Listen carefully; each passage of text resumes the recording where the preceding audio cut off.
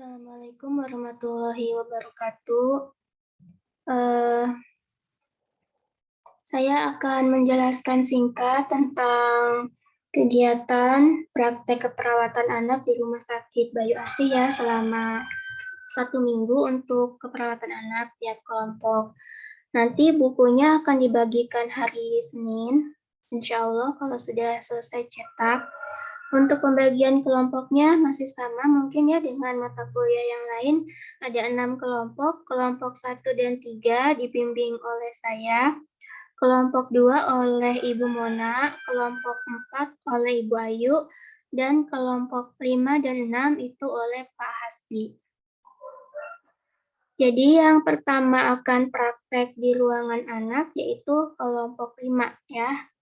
Intan, Sinta, Irmaya, Kintan, Azhar, Sidik, sama Leni dibimbing oleh Pak Hasbi. Untuk ruangannya ada 2, ada ruang kemuning dan ada ruang perinatologi. Awalnya saya menyarankan itu kemuningnya atau ruang anak itu 4 hari.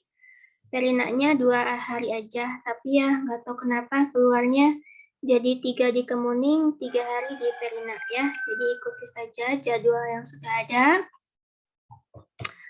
Kemudian untuk tugas-tugasnya sebelum ke logbook ya, tugas-tugas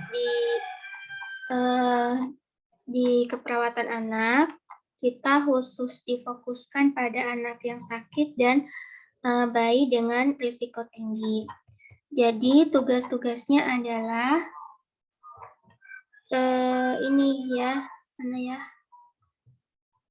Maaf ya, ini salah, harusnya anak yaitu bukan KMP 1. Nah, jadi target kompetensinya yaitu 1 laporan kasus individu di ruang kemuning, 1 laporan kasus kelompok di ruang kemuning, 1 resum di ruang perina, dan 1 kali penkes per kelompok di ruangan anak. Jadi ada 1 kasus ya di ruang anak, 1 laporan kasus kelompok di ruang anak, 1 resum di ruang perina, dan 1 penkes kelompok di ruang anak. Kemudian ada 2 hari evaluasi di ruang kemuning ya, ini bukan ruang anggrek. Di ruang kemuning perawatan anak tuh ada 2 hari evaluasi. Hari pertama yaitu pemeriksaan fisik dan tindakan. Hari keduanya adalah responsi dan penkes individu ya, seperti biasa. Nah, gitu ya. Jadi nanti silahkan cari waktu dengan dengan CI-nya. Mau kapan penkes kelompoknya? Mungkin di hari kedua evaluasi ada penkes, silahkan. Jadi pada saat hari kedua itu ya ada penkes kelompok, ada penkes individu untuk evaluasi ya. Kemudian laporan kasusnya cuma 1 ya untuk individu. Nah, tapi biasanya kalau saya mintanya waktu itu yang dievaluasi itu adalah kasus individu yang sehari-hari gitu diangkat untuk sebagai kasus evaluasi. Tapi kalau pasiennya pulang berarti nanti cari lagi pasien yang baru. Nah, kalau misalnya punya pasien baru berarti laporan kasusnya juga akan berbeda ya kalau pasiennya pulang. Itu untuk di ruangan anak ya, mohon diperhatikan. Mungkin nanti di KMB akan beda lagi gitu, tugasnya. Tapi kalau di ruang anak ya seperti ini. Jadi laporan kasus individu itu pasiennya silahkan dipakai untuk evaluasi. Tapi hari pertama kalian harus bikin dulu asuhan keperawatannya untuk pasien itu gitu ya. Nah, kemudian kalau misalnya hari kedua itu evaluasi pasiennya masih ada, silakan lanjutkan. Laporan kasusnya juga dilanjutkan aja. Tapi kalau misalnya pasiennya pulang pada hari kedua evaluasi, pada saat hari pertama evaluasi pasiennya pulang, jadi teman-teman harus cari lagi pasien yang baru.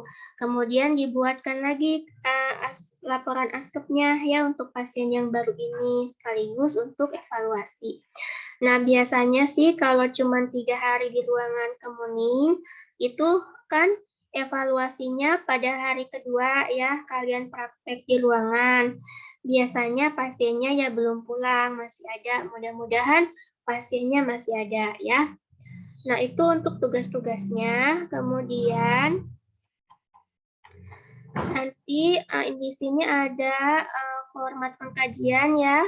Ini format pengkajian, nanti saya akan berikan soft copy yang Word-nya supaya teman-teman bisa edit pada saat tugas kelompok ya, laporan askep kelompok.